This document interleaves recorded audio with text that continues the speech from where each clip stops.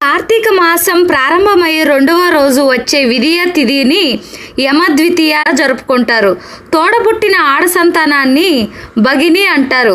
ఆమె చేతితో వండిన భోజనం చేయడాన్ని భగిని హస్త భోజనం అంటారు. పురాణ కథనాన్ని అనుసరించి యమధర్మరాజు తన సోదరి అయిన యమున ఇంటికి తన పరివారంతో వెళ్లి ఆమె స్వయంగా చేసిన పదార్థాలని భుజించి సంతుష్టుడవుతాడు.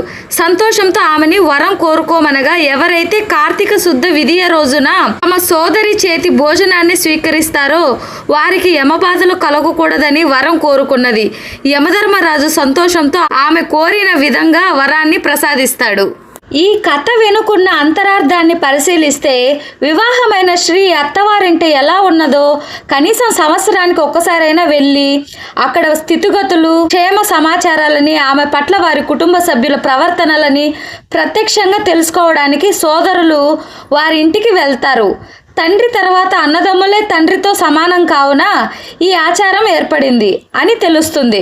కుటుంబంలో ప్రతి ఒక్కరూ వారి వారి కుటుంబ సభ్యుల పట్ల ఎంతో ఆప్యాయతని ప్రేమాభిమానాలని కలిగి ఉండటం, ఒకరి కష్ట సుఖాలను మరొకరు పంచుకోవడం మన భారతీయ సంస్కృతికి గొప్ప నిదర్శనం.